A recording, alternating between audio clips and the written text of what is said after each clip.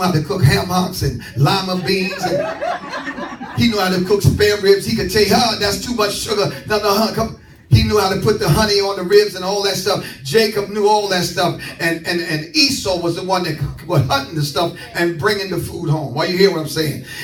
Jacob was a mama's boy and Esau was manly. They were completely two different kids. Two different mentalities, two different dispositions, and two different attitudes. And so Jacob took after his mama. His mama was slick and so was Jacob. Follow me. Can I push it a little? Touch your name and say, can he push it a little? We're in chapter 25. Chapter 25, verse 28. And the Bible said, and Isaac, watch this, because you know what? When you have kids, you have favorites. Don't look at me like that. You know you got favorites. Huh? Listen.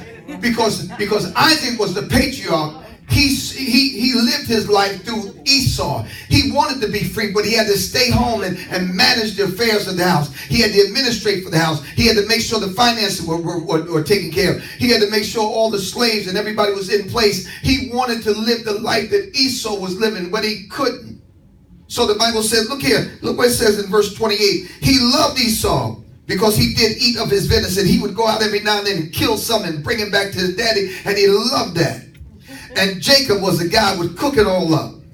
He cooked the pottage. And one day Esau came in from the field. He was faint. Verse 30 says, and when he came to Jacob, he said, man, feed me. I'm hungry. Jacob had something else on his mind. I said, Jacob had something else on his mind. See, Jacob was a con artist. His name meant trickster. He was a manipulator. He was shrewd. He was probably waiting on the moment that he could get his brother in a compromising position where his brother didn't realize what it was he was carrying. I tell you, better listen. When you think you ain't got none, the devil gonna make you realize that you don't, but you really do have something. Listen, if the devil is attacking you and you ain't got no money, because it's not the money that he's after. I'm going to say that again. Listen, if you broke and the enemy is still attacking you, it ain't cost your money. It's something else in you much more valuable than your money. Do I have a witness in here? Listen, if your credit is bad, he's not attacking you to make your credit worse. He's attacking you because he realizes there's a hope in you and he doesn't want that hope to ever get out of you. Do I have a witness in here this morning? I said, do I have a church in here this morning? The devil don't attack people unless they got something valuable on the inside of them. If there's nothing in you, he'll leave you alone and go to the next person. If he's still attacking you and you can barely take care of yourself, baby, there's something greater in you than you. I wish I had some help in here. There's something greater in you than you can imagine.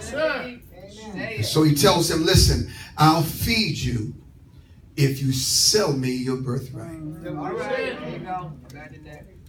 I'll feed you.